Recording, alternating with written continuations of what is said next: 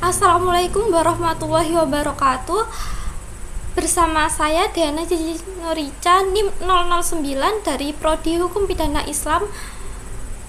Kali ini akan membahas terkait anotasi terhadap penyusunan Undang-Undang Cipta Kerja. Langsung saja pada poin pembahasan berikutnya, yakni pada urgensi penyusunan peraturannya.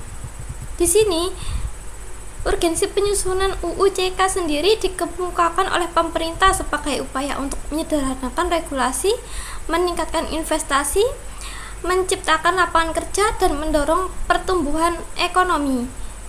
Namun, dalam implementasinya masih banyak tumpang tindih peraturan, birokrasi yang rumit, dan iklim investasi yang kurang menarik.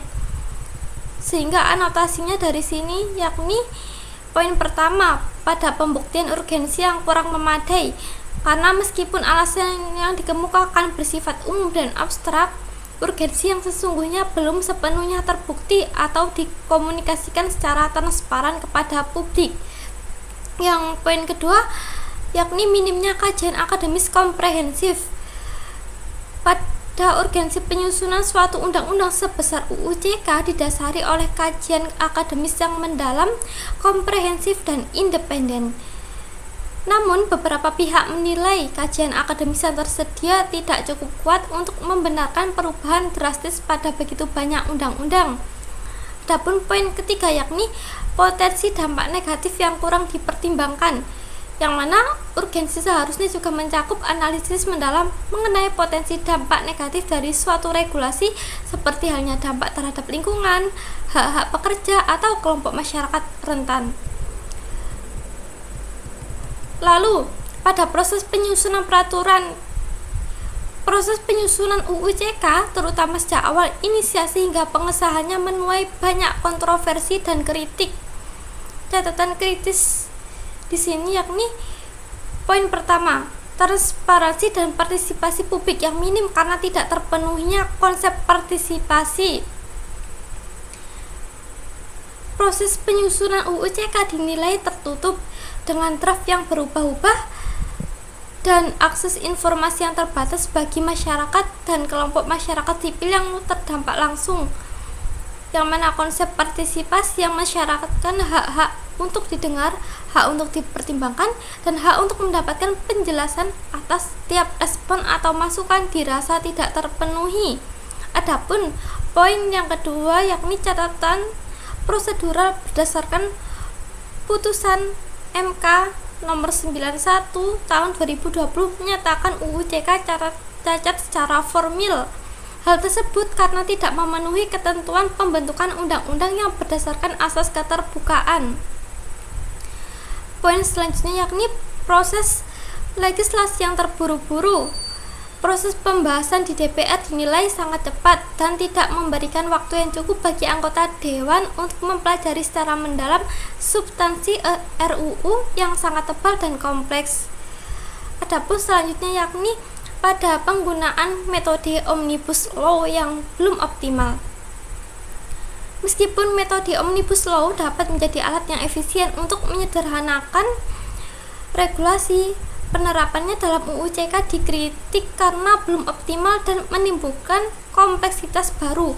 Konsolidasi yang terburu-buru terhadap begitu banyak undang-undang dalam satu payung hukum menyebabkan substansi beberapa undang-undang lama menjadi kabur atau bahkan dihilangkan tanpa alasan yang jelas.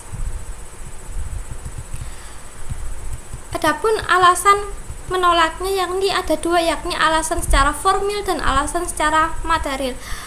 Alasan secara formilnya yakni terjadinya pelanggaran asas keterbukaan berdasarkan putusan MK yang menyatakan UU CK inkonstitusional bersyarat, yakni pada proses penyusunan minim partisipasi dan transparansi melanggar asas keterbukaan sebagaimana diamanatkan oleh Undang-Undang Nomor 12 Tahun 2011 terkait pembentukan peraturan perundang-undangan, yang kemudian karena tidak adanya partisipasi publik yang bermakna sehingga masukan dari masyarakat tidak dipertimbangkan secara serius dan prosesnya cenderung formalitas. Adapun alasan yang ketiga yakni cacat prosedural dalam tahapan pembentukan. Beberapa tahapan pembentukan undang-undang seperti harmonisasi atau sinkronisasi diduga tidak berjalan secara optimal atau bahkan dilewati dalam proses penyusunan UU JK, sehingga menyebabkan inkonsistensi internal dan eksternal. Adapun alasan materinya, yakni yang pertama itu potensi inkonsistensi dengan Undang-Undang Dasar 1945, karena beberapa ketentuan dalam UU JK dinilai berpotensi bertentangan dengan prinsip-prinsip konstitusi, khususnya terkait dengan perlindungan hak asasi manusia, hak-hak pekerja, dan pengelolaan lingkungan hidup. Selanjutnya yakni karena degradasi standar perlindungan. Banyak ketentuan dalam UU JK dianggap menurunkan standar perlindungan yang sebelumnya diatur dalam undang-undang sektoral, misalnya dalam hal perlindungan tenaga kerja, lingkungan, atau izin-izin usaha yang berpotensi merugikan masyarakat.